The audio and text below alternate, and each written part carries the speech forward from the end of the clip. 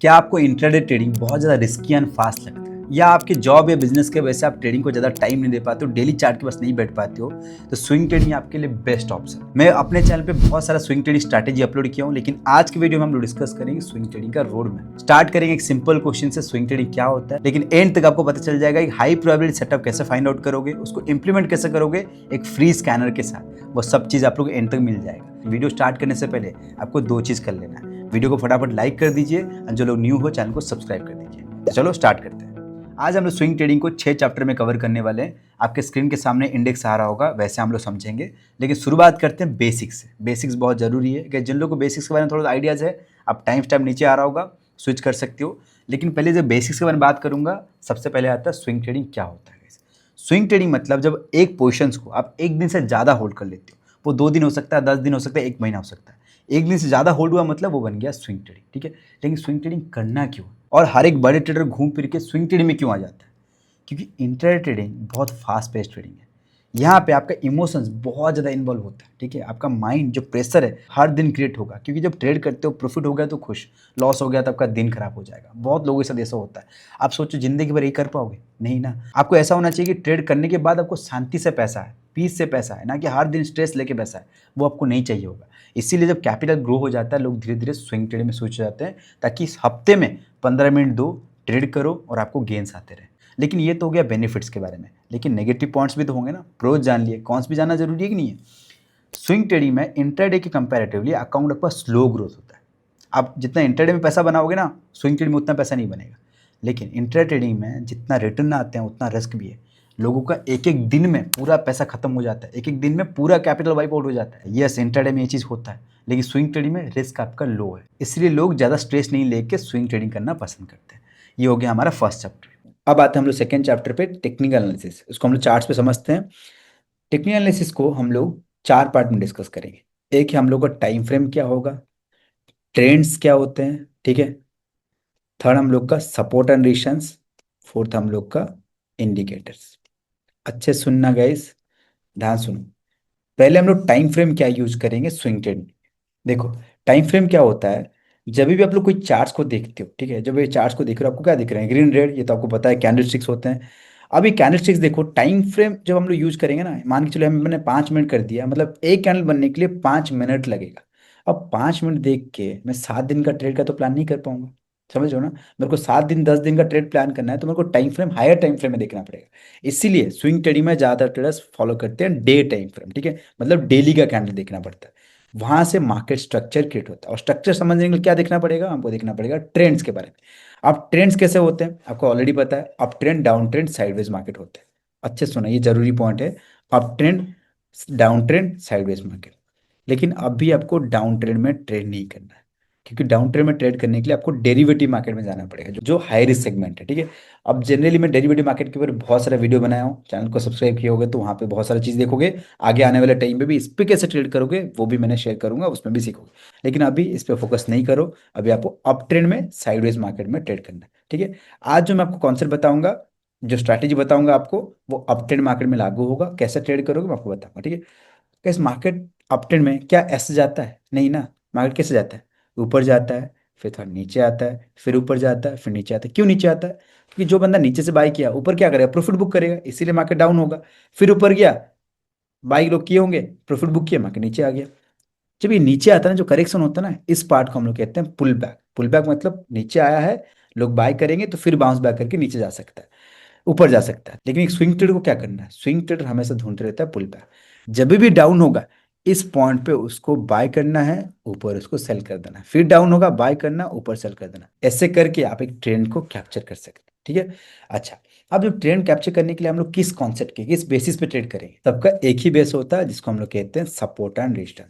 ये क्या होता है कि मान के चलो पिंग पोंग बॉल है, आप एक जोर से मार देते हो, मार्केट फ्लोर को टच किया, सीलिंग पे गया, फ्लोर क्या बन गया, सपोर्ट की मार्केट आया, इसको सपोर्ट लिया, फ्लोर को टच किया, सपोर्ट लिया, फिर मार्केट ऊपर चला गया, सीलिंग पे गया, मार्केट उसको टच किया, रेजिस्टेंस लिया, मार्केट नीचे आ गया। इसके बीच में प्ले करते रहता है, राइट, ऐसे ही होता है। तो वैसे ही मार्केट भी क्या करता है, मार्केट जो ऊपर नीचे होता रहता है, उसको एक जोन्स दिखता है कि मार्केट आया, जोन्स को टच किया, उसको फ्लोर मिला, मार्केट ऊपर गया, सीलिंग होगा ऊपर, टच किया मार्केट नीचे गिर गया। तो ऐसे करके सपोर्ट रेजिस्टेंस के अंदर मार्केट स्ट्रक्चर अपना क्रिएट करते रहता है, ठीक है। लेकिन हम लोग को सपोर्ट रेजिस्टेंस समझने के लिए हम लोग सिंपल चीजें यूज करेंगे, जो कि इंडिकेटर है। एक ऐसा इंडिकेटर यूज करेंगे जब कि हमारा सपोर्ट रेजिस्टेंस फाइंड आउट करने में ईजी बन जाए, ठीक है। तो उस इंडिकेटर का नाम है मूविंग एवरेज। ऊपर जब आओगे एक एफएक्स का ऑप्शन आएगा, वहां पे क्लिक करोगे तो आपको बहुत सारे इंडिकेटर्स दिखेंगे। आज हम लोग यूज करेंगे EMA indicator, moving average exponential. इस पे क्लिक करोगे तो आपको कुछ इस तरह का लाइन दिखेगी। क्या सेटिंग्स करोगे क्या होगा मैं सब बताऊंगा, और ये लाइन के बेसिस पे हम लोग ट्रेड्स अपना बनाएंगे। बहुत अच्छा स्ट्रैटेजी शेयर करूंगा। लेकिन इसमें एक चीज सजेस्ट करूंगा, इंडिकेटर बेसिस पे आप ट्रेड करोगे लेकिन विथ टाइम धीरे धीरे इसको मास्टर करने की कोशिश करना। सपोर्ट रेजिस्टेंस, लाइंस कैसे ड्रॉ होता है, ट्रेंड लाइन क्या होता है, रीटेस्ट क्या होता है, एसएलएनटी क्या होता है, पावर मूव्स क्या होता है, ये सब चीज़ को धीरे धीरे सीखते रहना। शुरुआत में सब चीज़ सीखने की कोशिश मत करो। एक बार में सब सीख लोगे किसी काम का नहीं है। धीरे धीरे एक स्टेप बाय स्टेप जाओ। ट्रेड कुछ सीखो इम्प्लीमेंट करो, कुछ नया सीखो इम्प्लीमेंट करो, ऐसे ही करके धीरे धीरे बढ़ो। अगर आप लोग को सपोर्ट रेजिस्टेंस को बहुत अच्छे से समझना है तो कमेंट सेक्शन में लिख दो टेक्निकल एनालिसिस, तो मैं क्या करूंगा बहुत अच्छे से इसके ऊपर वीडियो बना दूंगा, ठीक है। ओके, अब आते हैं चैप्टर 3 पे। कौन सा ब्रोकर यूज करोगे, कैसे ट्रेड प्लेस करोगे स्विंग ट्रेडिंग। आप कोई भी ब्रोकर यूज कर सकते हो, कोई फर्क नहीं पड़ेगा, लेकिन मैं सजेस्ट करूंगा जेरोधा नहीं तो एंजल वन। ये टॉप ब्रोकर्स में आते हैं। आपका जो डिस्काउंट ब्रोकर्स है इसमें टॉप में आते हैं। इस दोनों का आप यूज कर सकते हो, ठीक है। लेकिन ट्रेड कहीं भी प्लेस करोगे वो सेम फीचर वैसे ही रहने वाला है। मान के चलो रिलायंस इंडस्ट्री, जब मैं बाय करने जाऊंगा आपको दिखना है यहाँ पे इंट्राडे, ओवरनाइट, ये सब ऑप्शन आ रहे कि नहीं आ रहे। आपको इंट्राडे नहीं करना है, इंट्राडे मतलब सेम डे, आपको ओवरनाइट चूज करना है। किसी किसी ब्रोकर में ओवरनाइट की जगह आपको दिखेंगे डिलीवरी, आपको देखेंगे नॉर्मल, ठीक है, इन्वेस्टिंग, आपको वो जगह पे क्लिक करना है। उस पर करने के बाद जितना शेयर बाय करना चाहोगे शेयर बाय करके आप डायरेक्ट मार्केट प्राइस, मतलब जिस प्राइस अभी चल रहा है, मान के चलो रिलायंस अभी चल रहा है 1300 रुपया में, तो यहाँ पे डायरेक्ट प्लेस कर दोगे तो ऑर्डर आपको डायरेक्ट प्लेस हो जाएगा। रिलायंस में जो प्राइस चल रहा होगा उसको प्लेस हो जाएगा।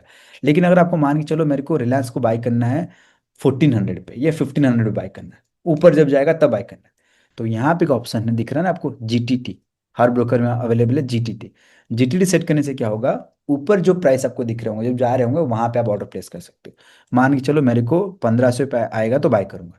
यहाँ पे मैं ट्रिगर प्राइस मतलब जिस प्राइस में आप बाय करना चाहते हो। मैं बहुत बेसिक चीज बता रहा हूँ, ये आपको हर वीडियो में नहीं मिलेंगे, ठीक है, पूरा बेसिक चीज बता रहा हूँ। तो आपको जीटीडी कर देना है 1500, ट्रिगर प्राइस कर देना है 1500, मतलब जिस प्राइस में आप ट्रिगर करना चाहते हो अपना ट्रेड को, ठीक है। अब प्राइस, ये प्राइस क्या है, ये प्राइस है लिमिट प्राइस। मतलब अगर 1500 में बाय होगा, मार्केट स्पीड गया तो 1500 पार हो जाते हैं, बाय नहीं होता है। तो 1500 अगर ट्रिगर प्राइस है, लिमिट प्राइस एक दो पॉइंट ऊपर दे देना ताकि ये नहीं हुआ तो वो हो जाएंगे, बफर प्राइस जिसको कहते हैं, ठीक है। तो आप लोग 1502 दे सकते हो। नहीं समझ में आएगा इसे रिपीट करके बार बार देखना। ट्रिगर प्राइस एक है बफर प्राइस, बफर प्राइस को हम लोग कहते हैं लिमिट प्राइस। अगर ये हिट नहीं हुआ तो वो हिट हो जाएगा। ऐसे करके जब क्रिएट कर दूंगा जो भी क्वांटिटी वगैरह जितना भी है, अगर मैं क्रिएट कर दूंगा तो ऑटोमेटिक ये मेरा क्रिएट होके सेट हो जाएगा, पैसा नहीं कटेगा अकाउंट से, वो सेट होके सेव हो जाएगा। तो जब भी रिलायंस उस प्राइस में आएगा तो ऑटोमेटिक आपका बाय हो जाएगा। ऐसे करके आप लोग कर सकते हो, ठीक है। ये हो गया जीटीटी का ऑर्डर, ऐसा ऑर्डर प्लेस करो। अब आते हैं गाइस हम लोग चैप्टर 4 पे, जो कि हमारा स्ट्रैटेजी पर। अच्छा स्ट्रैटेजी शेयर करूंगा, लेकिन उससे पहले आपके दिमाग में क्वेश्चन आएगा कि मैं खुद का स्ट्रैटेजी बिल्ड कर सकता हूँ, एक अच्छा स्ट्रैटेजी बना सकता हूँ।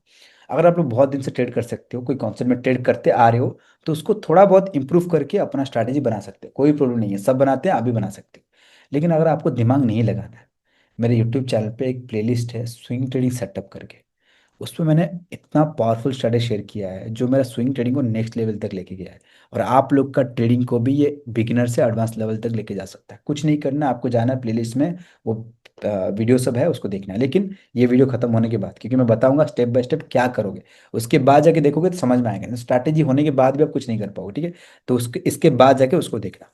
आज आपको एक स्ट्रैटेजी शेयर करूंगा जो कि हमारा ईएमए के बेसिस पे होगा। आपको क्या करना है गाइस, यहाँ पे दो इंडिकेटर ऐड कर देना और एक बार ऐड कर देना है ईएमए ईएमए, दो ईएमए ऐड हो गया। यहाँ पे आपको आना है सेटिंग्स पे आके, एक को कर देना है 20, एक को कर देना है आपको, दो ईएमए ऐड करना है, एक को कर देना है 20, उसका कलर को वही ब्लू रहने दो, कोई दिक्कत नहीं है। एक को कर दीजिए 50, ठीक है, 50 कर दीजिए। और उसका कलर को आपको कर देना है ग्रीन, ठीक है, ग्रीन कर देना है। और उसको थोड़ा सा थिक कर दीजिए, ओके ओके कर देना है। आप जब ऐसा कर दोगे आपको इस तरह कुछ दिखेंगे, दिख रहा है सबको। सिंपल कॉन्सेप्ट समझो कैसे एंट्री करो। ये लाइन क्या है, ये लाइन है मूविंग एवरेज। मतलब अगर मैं 10 मूविंग एवरेज लगाया तो 10 दिन का एक लाइन बन जाता है, कि एवरेज लाइन बन जाता है। 10 दिन का मार्केट ऊपर है तो लाइन भी ऊपर रहेगा, 10 दिन मार्केट नीचे है तो नीचे रहेगा। 20 दिन मतलब 20 मूविंग एवरेज मतलब 20 दिन का एवरेज। आई होप आप लोग समझ गए। तो ये जो लाइंस है ना, ये बहुत अच्छा सपोर्ट रेजिस्टेंस तरह रिएक्ट करता है, बहुत अच्छा सपोर्ट रेजिस्टेंस करता है, उसके बेसिस पे हम लोग ट्रेड कर सकते हैं। कब ट्रेड करोगे? जब ये ब्लू कलर का लाइन आपको दिख रहा है, ब्लू कलर लाइन, कौन सा ब्लू कलर लाइन है? 20 मूविंग एवरेज। जब ग्रीन लाइन को क्रॉस करेगा, 50 मूविंग एवरेज को क्रॉस करेगा, इसको हम लोग कहते हैं क्रॉस ओवर। अभी आपको एंट्री नहीं करना है, हर वीडियोज में यही देखोगे, लेकिन यहाँ पे हमको एंट्री नहीं करना है। हमको एंट्री कब करना है? जब क्रॉस होने के बाद, मार्केट जब क्रॉस हुआ कहीं यहाँ पे है मार्केट, ठीक है, हमको यहाँ पे एंट्री नहीं करना है, हमको वेट करना है कि मार्केट फिर से जब घूम के आएगा, जब ये ग्रीन लाइन को टच करेगा, तब हमारा एंट्री का कंडीशंस बनेगा। हम लोग ट्रेड कैसे करेंगे वो बताऊंगा, लेकिन क्या मैंने बोला, जब मार्केट ऊपर जाएगा, हमारा ग्रीन लाइन को आके टच करेगा, तब हमारा एंट्री का प्लान बनेगा। लेकिन एंट्री कब करना है?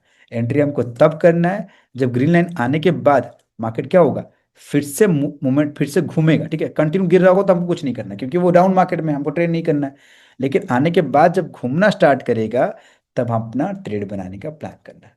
समझ गए चीजें क्या है? फिर से सुनो, जब क्रॉसओवर हो रहा है तब हम लोग एंट्री नहीं कर रहे हैं, जब कैंडल्स नीचे आ रहा है, लाइन नीचे नहीं आ जाना चाहिए, इस लाइन नीचे नहीं, लाइन ऊपर रहना चाहिए। लेकिन जब कैंडल्स नीचे आके हमारा ग्रीन लाइन को टच कर देगा, तब हमारा एंट्री का प्लान बनेगा। कैसे एंट्री का प्लान बनेगा? देखो, कैंडल्स तो बहुत बार बना हुआ है, बहुत सारे कैंडल बना हुआ है, ये भी कैंडल टच किया है, ये भी कैंडल टच किया है, ये भी कैंडल टच किया है, कौन सा एंट्री करेंगे? देखो, ये कैंडल टच किया, लेकिन नेक्स्ट कैंडल उसको ब्रेक करके जाना चाहिए। क्या ये कैंडल ब्रेक किया है? नहीं किया है। फिर नीचे आ गया, तब तक एंट्री नहीं बना है, क्योंकि वो आप अगर एंट्री कर लोगे तो मार्केट क्या होगा, डाउन हो जाएगा ना, डाउन ट्रेंड में चले जाएगा, आप लॉस कर दोगे। हमको एंट्री नहीं करना है, हमें जब हाई को ब्रेक करेगा तब एंट्री करेंगे। क्या इस कैंडल को हाई को ब्रेक करेगा एंट्री करेंगे? नहीं, क्योंकि ये तो डाउन में है ना, क्या पता और डाउन चले जाए, तो यहाँ पे एंट्री नहीं करेंगे। तो इस कैंडल का हाई को ब्रेक करेगा तो हम लोग एंट्री करेंगे। कैंडल को ब्रेक किया, एंट्री हो गया, लेकिन जो बॉडी है, जो थिक पार्ट है, वो लाइन के ऊपर रह जाना चाहिए। बॉडी अगर ऊपर रह गया तो हम लोग ट्रेड को होल्ड करेंगे, स्टॉप लॉस एंड टारगेट के साथ। अच्छे सुनो, मैं बता दूंगा और इजी प्रोसेस, ठीक है, टेंशन मत लो। और एक कोई स्टॉक देखेंगे, मान के चलो ये वाला एक स्टॉक देखते हैं, ठीक है, ICICI बैंक देखते हैं। ठीक है, यहाँ पे देखोगे क्रॉसओवर कब हुआ था, देखो एक बार, कब हुआ था क्रॉसओवर? यहाँ पे हुआ था क्रॉसओवर, यहाँ पे देखो क्रॉसओवर हुआ था, क्रॉसओवर हुआ। उसके बाद मार्केट क्या हुआ, कंटिन्यू डाउन हुआ, डाउन हुआ, आके यहाँ पे टच कर दिया। जब इस हाई को ब्रेक करूंगा तो एंट्री करूंगा, नहीं करूंगा। लेकिन क्या ये कैंडल उसको ब्रेक किया है? नहीं किया है। क्या ये कैंडल उसको ब्रेक किया है? नहीं किया है। क्या ये वाला कैंडल उसको ब्रेक किया है? यस, ब्रेक किया है। क्या बॉडी जो थिक पार्ट है वो भी रहा है इस हाई के ऊपर है? यस है। तो मैं यहाँ पे ट्रेड करूंगा, एंट्री करूंगा, स्टॉप लॉस लगाऊंगा, टारगेट लगाऊंगा। स्टॉप लॉस टारगेट क्या होगा, रिस्क मैनेजमेंट पे नेक्स्ट चैप्टर में डिस्कस करेंगे। समझ पाए? देखोगे रिसेंटली हमारा डिक्सन स्टॉक में अच्छा सा मोमेंटम भी हुआ था, अच्छा टारगेट भी दिया था। यहाँ पे देखो सिंपल, यहाँ पे देखोगे क्रॉसओवर कब हुआ, इस जगह पे क्रॉसओवर हुआ था, देख रहे हो ना, क्रॉसओवर हुआ। फिर उसके बाद मार्केट क्या हुआ, हमारे लाइंस पे आ गया, दिख रहा है आपको सबको, यहाँ पे लाइंस पे आ गया। आने के बाद, आने के बाद ये मेरा लाइन को टच कर रहा है, क्या इसको हाई को ये ब्रेक कर रहा है? नहीं कर रहा है। क्या ये वाला इसको ब्रेक कर रहा है? नहीं कर रहा है। तो ये वाला लेकिन ब्रेक करके बॉडी क्लोज कर दिया, तो हमारा एंट्री बना, स्टॉप लॉस लगाया और मस्त मोमेंटम हुआ और हम लोग टारगेट बुक किए। समझ पाए चीजें कैसा हो रहा है? Simple and easy process. इस स्ट्रैटेजी के ऊपर मैंने बहुत अच्छे से एक वीडियो बनाया हुआ है, आई बटन पे आ रहा होगा, बहुत अच्छे से मैंने क्लियर किया है, बैक टेस्टिंग के साथ मैंने क्लियर किया है, वो देख सकते हो, ठीक है, कोई दिक्कत नहीं है। लेकिन आपको पता कैसे चलेगा कौन सा स्टॉक क्रॉसओवर हुआ, कौन सा स्टॉक्स में सपोर्ट लिया, कैसे पता चलेगा? आप तो ढूंढते रहोगे, ऐसा ना, बहुत सारे स्टॉक्स हैं, ढूंढते थोड़ी रहोगे। तो हमको यूज करेंगे स्कैनर, जहाँ पे स्टॉक ऑटोमेटिक आ जाएगा। वो स्कैनर का नाम है लियो EMA क्रॉसओवर, इसका लिंक मैं डिस्क्रिप्शन बॉक्स में दे दूंगा, जाके देख सकते हो। जब इस स्कैनर को ओपन करोगे, रन स्कैन कर दोगे, जो स्टॉक्स में क्रॉसओवर हो रहा होगा, तो वो स्टॉक्स आपको ऑटोमेटिक दिख जाएंगे यहाँ पे। सिंपल, जैसे देखो यहाँ पे NTPC, मैं NTPC पे अगर क्लिक करूंगा, देखो NTPC पे क्लिक करूंगा, यहाँ पे देखोगे, देखो NTPC में क्रॉसओवर हो रहे हैं, दिख रहा है सबको, क्रॉसओवर हो रहे हैं नहीं हो रहे? क्रॉसओवर हो रहा है, हमारा स्कैनर पे आ गया। हर दिन ये आते रहेंगे, जिस दिन सेटअप बनेगा उस दिन ये आते रहेंगे, ठीक है। लेकिन स्ट्रैटेजी आप ही, मैंने ये बताया एक सिंपल स्ट्रैटेजी। अब आप लोग धीरे धीरे एडवांस स्ट्रैटेजी भी सीखोगे, लेकिन जितना भी स्ट्रैटेजी सीख लो कोई फायदा नहीं होने वाला, लेकिन अगर आप लोग ये चीज़ नहीं करते हो। क्या नहीं करते हो? उसका नाम है बैक टेस्टिंग। बहुत सारे ट्रेडर इसको बहुत ज़्यादा निगलेक्ट कर देते हैं, बोलते हैं क्या यार बैक टेस्टिंग, मैं यूट्यूब पे जाऊंगा, अच्छा स्ट्रैटेजी है, वो कर रहा है, वो अच्छा कर रहा है, मैं भी आऊँगा, मैं उस पर करूँगा तो मेरा भी गेंस हो जाएंगे। उसके बाद एक दो दिन लॉस हो जाएगा, वो स्ट्रैटेजी छोड़ देगा, फिर नेक्स्ट स्ट्रैटेजी चले जाएगा। ऐसे ही करके बहुत सारे ट्रेडर्स आज तक उनके पास कोई सेटअप नहीं होता, वो बस ढूंढते रहते हैं, जम करते रहते हैं। आपको 95% ट्रेडर से जो ढूंढते रहते हैं, जंप करते रहते हैं, लाइफ में डाइवर्टेड है, उनसे अगर अलग बनना है, 5% क्लब में आना पड़ेगा, आपको करना पड़ेगा बैक टेस्टिंग। जब आपके पास 3 महीना 1 साल का डेटा होगा ना गाइस, वो डेटा में क्या होगा कि एंट्री कहाँ करना है, एग्जिट कहाँ करना है, कब मेरे को ट्रेड नहीं करना है, क्योंकि मैंने एक बेसिक बता दिया। लेकिन जब मैं प्रैक्टिस करते रहूंगा समझ में आएगा कब मेरे को ट्रेड नहीं करना चाहिए, कितना एक्चुअली मेरा स्टॉप लॉस होना चाहिए, कितना टारगेट होना चाहिए। ये सब जो समझ में आ जाएगा, डेटा आपके समझ में आ जाएगा ना, आपका ट्रेडिंग में कॉन्फिडेंस बहुत ज़्यादा हाई होगा। अगर आपका लॉस होता भी है, आपको पता है जब प्रॉफिट्स होंगे उसका 2 गुना 3 गुना का मेरा प्रॉफिट आने वाला है, ये आपको पता रहेगा। ये बैक टेस्टिंग बहुत ज़रूरी है। लेकिन बैक टेस्टिंग से और ज़्यादा ज़रूरी है जो हम लोग डिस्कस करेंगे चैप्टर 5 में, जो कि हमारा है risk management and money management. सबका बाप, सबका बाप, ठीक है। क्योंकि स्ट्रैटेजी, ये सब चीज आप खुद बना लोगे, 50 स्ट्रैटेजी खुद देख लोगे, लेकिन इसके बिना सारे स्ट्रैटेजी फेल। पहले मैं रिस्क मैनेजमेंट के बारे में थोड़ा बता देता हूँ, फिर इसके बाद हम लोग कितना स्टॉप लॉस टारगेट क्या रखेंगे, क्या रूल्स फॉलो करेंगे, वो बता दूंगा, ठीक है। देखो, रिस्क मैनेजमेंट में जो बात करता हूँ, हमारा पहला सबसे बेसिक्स होता है कि कितना मैं लॉस प्लान कर रहा हूँ, उससे बदले कितना प्रॉफिट प्लान कर रहा हूँ। अगर आप लोग जितना लॉस करते हो उतना ही प्रॉफिट करोगे तो पैसा कभी नहीं बन पाएगा। क्योंकि आप बोलोगे यार मेरे एक्यूरेसी तो, अगर 10 ट्रेड लिया 6 ट्रेड ठीक हो जाते तो पैसा बना लूंगा। गैस, हर बार आपका 6 ट्रेड ठीक नहीं होगा। अगर 10 में से आप 4 बार भी 10 ट्रेड लेते हो, उसमें 4 बार भी ठीक करोगे ना, तभी पैसा बन जाते हैं। कैसा पैसा बनेंगे? अगर मान के चलो 1,000 का लॉस प्लान करते हो, 2,000 का प्रॉफिट प्लान करते हो, 4 ट्रेड ठीक हुआ, 4 × 2,000 8,000 का प्रॉफिट, माइनस 6 ट्रेड लॉस हुआ, 6 × 1,000 माइनस 6,000 रुपया, कितना हुआ? 2,000 के प्रॉफिट में हो। अगर आप 2,000 के बदले 3,000 का प्रॉफिट लेते हो, तो आपको 3 ट्रेड ठीक होने से भी पैसा बन जाते हैं। 3 की जगह पे एक्स्ट्रा प्रॉफिट होगा, 4 ट्रेड ठीक होंगे तो पैसा डबल ट्रिपल होते रहेंगे। आप समझो चीजें, मैं मान के चलो 1,000 का लॉस लेता हूँ, 2,000 का प्रॉफिट लेता हूँ, ठीक है। 4 ट्रेड ठीक किया, मेरा 2,000 का प्रॉफिट हो गया। अगर मैं 5 ट्रेड ठीक कर दूंगा, तो यहाँ पे देखो 5 × 2,000, 10,000 का प्रॉफिट माइनस 5,000 का लॉस, कितना हुआ? 5,000 का प्रॉफिट। 4 ट्रेड में 2,000 का प्रॉफिट, 5 ट्रेड में उसका 2 गुने से ज्यादा प्रॉफिट हो गया। ये होता है रिस्क रिवॉर्ड का पावर। आप लोग कितना रिस्क रिवॉर्ड रखोगे बता दूंगा, लेकिन थोड़ा पैसे के बारे में बात करते हैं। स्विंग ट्रेडिंग में आपके पास अगर 100 रुपया है, अगर आपके पास इंट्राडे करना नहीं है, बिल्कुल नहीं करना, तो 100 रुपया पूरा स्विंग ट्रेडिंग में डाल देना है। कितने स्टॉक्स में डालोगे मैं शेयर करूंगा। लेकिन अगर आप लोग मान के चलो इंट्राडे भी करते हो, तो आप लोग 10 से 20 रुपया ओनली निकालो। 100 रुपया बोल रहा हूँ, आपके पास 1 लाख होगा 10 लाख होगा उसी हिसाब से बोल रहा हूँ। 100 रुपया आपके पास है, तो उससे 10 से 20 रुपया आपको डालना है इंट्राडे में, और 80 से 90% आपका पैसा है वो डालना है आपको स्विंग ट्रेडिंग में। और ये आज का बात नहीं कर रहा हूँ, हमेशा का बात कर रहा हूँ। वहां से जो प्रॉफिट्स आएंगे, उस प्रॉफिट्स को लेके आप लोग इंट्राडे में रिस्क लेके ज्यादा गेन्स कर सकते हो। समझ में आया ना क्या बोल रहा हूं मैं? जब प्रॉफिट्स कंसिस्टेंट होंगे तभी ना आपको कॉन्फिडेंस आएगा, तब आप हाई रिस्क में लगा सकते हो। और पूरा हाई रिस्क में चले गए, पैसा ही नहीं बन रहा, आप टेंशन में कि ट्रेडिंग छोड़ दोगे। आप समझ में आया चीजें क्या मैं बोल रहा हूँ? आपको स्विंग ट्रेडिंग में ज्यादा पैसा लगाना है। अब स्विंग ट्रेडिंग में बात करूंगा ज्यादा पैसा मतलब मेरे पास अभी 10 लाख है कि सारा पैसा डाल दो, नहीं गैस। जब तक आपको पास कोई स्ट्रैटेजी नहीं बनता, सेटअप नहीं बनता, जब तक आप कंटिन्यूसली उस सेटअप पे 3 महीना ट्रेड नहीं करते हो, पूरा कैपिटल मत लगा। आपके पास जितना कैपिटल है उससे 10 से 20% पैसा लो, उसी सेटअप में कंटिन्यू ट्रेड करो। अभी जो मैंने स्ट्रैटेजी बताया, उसके बेसिस पे आप लोग को जितना कैपिटल रहेगा आपके पास, मान के चलो 100 रुपया है, उसको 4 से 5 स्टॉक्स में डिवाइड करना। ज्यादा स्टॉक्स बाय मत कर लेना गाइस। जो मोमेंटम स्ट्रैटेजी मैंने बताया, उसमें क्या होगा, ज्यादा स्टॉक्स रख लोगे तो ट्रैक नहीं कर पाओगे। ज्यादा से ज्यादा 4 से 5 स्टॉक्स रखो, वो टारगेट देते रहेंगे या एसएल लगेंगे, तो आपको नेक्स्ट स्टॉक में स्विच करने में ईजी होगा। 4 से 5 स्टॉक्स में ही ट्रेड करना है, ठीक है। अब बात करेंगे एसएल कितना, इस स्ट्रैटेजी के बेसिस पे एसएल कितना होगा, टारगेट कितना होगा। हमको स्टॉप लॉस एंड टारगेट क्या रखना है? स्टॉप लॉस मतलब जहां पे हम लोग एंट्री करेंगे, मान के चलो यहाँ पे एंट्री किए, स्टॉप लॉस हम लोग का इस कैंडल के नीचे होना चाहिए, ठीक है। मतलब यहाँ पे नीचे या मूविंग एवरेज के नीचे भी हम लोग सेट कर सकते हैं। लेकिन जो आप लोग सेट करोगे, आपका स्टॉप लॉस याद रखना 5% के बिलो होना चाहिए। मतलब अगर मान के चलो यहाँ पे एंट्री करता हूँ, तो स्टॉप लॉस मेरा यहाँ पे रखूंगा, तो कितना 6% के आसपास आ रहे हैं। तो ये थोड़ा सा 5% ज़्यादा हुआ, मतलब आपको टारगेट भी जल्दी नहीं मिलेंगे। बहुत सारे स्टॉक्स में मिल जाएंगे, बहुत सारे स्टॉक्स में नहीं मिलेंगे। इसीलिए 5% के बिलो रखना सबसे बेहतर तरीका होंगे, ठीक है।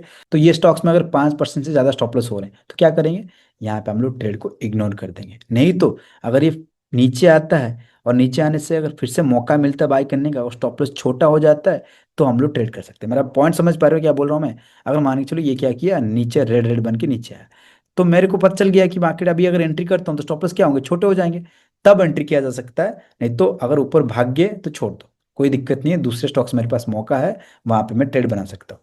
लेकिन देखोगे यहाँ पे फिर से मार्केट नीचे आया है, अब ये हाई को ब्रेक करता तो एंट्री करता, लेकिन ब्रेक किया गैप के साथ, मतलब ऊपर ही खुल गया, तो ऊपर खुलने के बाद मैं एंट्री थोड़ी करूंगा, मेरे को क्या चाहिए था, ब्रेक करके जाएगा तब एंट्री करूंगा, ऊपर खुल गया तो रिस्की होगा ना। तो यहाँ पे ये स्टॉक्स को हम लोग एंट्री बिल्कुल भी नहीं करेंगे। लेकिन अगर ये यहाँ पे ब्रेक करता और मैं यहाँ पे एंट्री करता, क्या मेरा स्टॉप लॉस ठीक होता? मेजर करते हैं एक बार। यहाँ पे देखो, मूविंग एवरेज के नीचे हम लोग स्टॉप लॉस रखेंगे। मूविंग एवरेज कौन सा? ये ग्रीन वाला मूविंग एवरेज स्टॉप लॉस रख सकते हैं, तो इस कैंडल के नीचे भी रख सकते हैं। मूविंग एवरेज के नीचे भी रखें क्योंकि ये भी एक सपोर्ट लाइन है, तो इसके नीचे भी हम लोग रख सकते हैं। अगर रखते हैं स्टॉप लॉस, देखो क्या हो रहा है स्टॉप लॉस। यहाँ पे अगर एंट्री करता, रनिंग में एंट्री करता, स्टॉप लॉस देखो 5% के अंदर आ रहे हैं, तो यहाँ पे एंट्री करते हो और मोमेंटम ले। लेकिन टारगेट क्या रखेंगे? टारगेट हम लोग का स्टॉप लॉस 5% के अंदर होगा, तो टारगेट हम लोग का रिस्क रिवॉर्ड 1:2 रखेंगे, तो हम लोग का 10% का टारगेट होगा। समझ गए ना? अगर स्टॉप लॉस आपका 3% का आया, तो टारगेट आपका क्या होगा? 6% का टारगेट होगा। रिस्क रिवॉर्ड मिनिमम अभी 1:2 रखना है, मतलब 1 रुपये का लॉस है तो 2 रुपये का प्रॉफिट है, 3% का लॉस है तो 6% का प्रॉफिट है। अभी के लिए हम लोग इसको रखेंगे, लेकिन विथ टाइम आप धीरे धीरे ट्रेलिंग करोगे। ट्रेलिंग मतलब क्या होता है? जब मार्केट प्रॉफिट होते जा रहा है, उस प्रॉफिट को जितना ऊपर जाता रहेगा, उस प्रॉफिट को हम लोग होल्ड करते रहेंगे, बड़ा प्रॉफिट एक्सेप्ट करने के लिए। ठीक है, कैसे ट्रेलिंग करोगे मैं बता दूंगा, टेंशन मत लो। अभी और एक एग्जांपल देख लेते हैं। मान के चलो हम लोग यहाँ पे आईसीआईसी बैंक देखते हैं। यहाँ पे देखो, जैसे यहाँ पे हमारा एंट्री का मना था, इस जगह पे इस हाई को ब्रेक किया था, एंट्री किए थे, तो स्टॉप लॉस हम लोग क्या है एक बार मेजर करते हैं।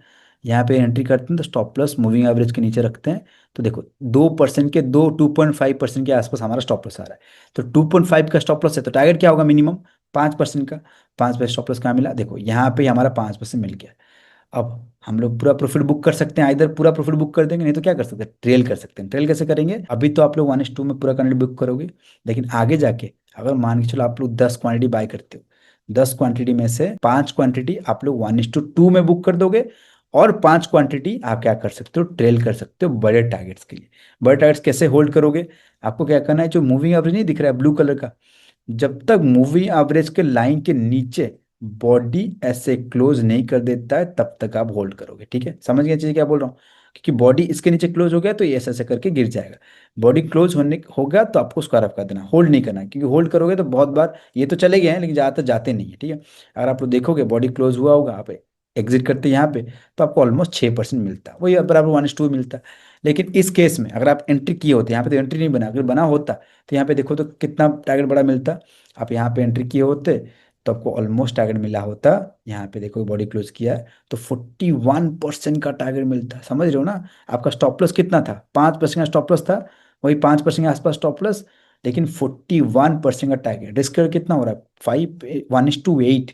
जो यहाँ पे जो बड़ा प्रॉफिट्स बनेंगे ना, तो आपका दूसरे जो ट्रेड्स है उसमें रिस्क लेने का आपका कैपेसिटी बढ़ा देगा। 1:8 नहीं मिलेगा क्योंकि हाफ क्वांटिटी आप बुक किए होंगे, तो 1:4 1:3 आपको इजीली मिल जाएंगे। ये बेनिफिट होता है आपको बड़े टारगेट्स लेने के लिए, रिस्क रिवॉर्ड का ये पावर होता है। ठीक है, ओके।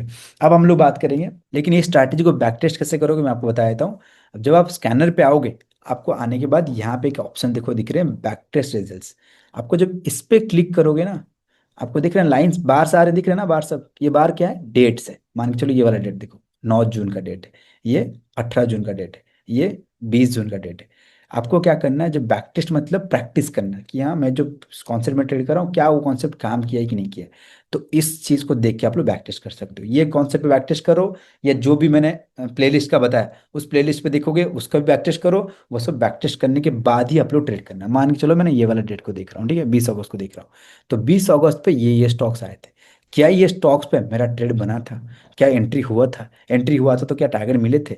ये सब चीज़ आप लोग चेक कर सकते हो एक एक करके। इससे क्या होगा, आपका कॉन्फिडेंस बढ़ते रहेंगे। ठीक है, आप लोग यहाँ से जाके इसको स्टॉक्स को कॉपी करके देखो, ऐसा ऐसे कॉपी करके, मान के चलो सीजी पावर, इसको कॉपी करके यहाँ पे सर्च कर सकते हो, सीजी पावर ऐसा करके सर्च कर सकते हो, सॉरी सर्च कर सकते हो। नहीं तो आपको क्या कर देना है, इस जगह पे आना, इधर आके भी आप लोग देख सकते हो। जैसे यहाँ पे आओगे, इस पे क्लिक करोगे, करने के बाद इंडिकेटर पे जाके जैसे मैंने बताया 2 EMA ऐड करोगे, ऐसे करके भी देख सकते हो। आई होप आप लोग को समझ में आ गया। अगर यहाँ तक आप लोग वीडियो देख चुके हो तो आपको कुछ रिवॉर्ड मिलना चाहिए।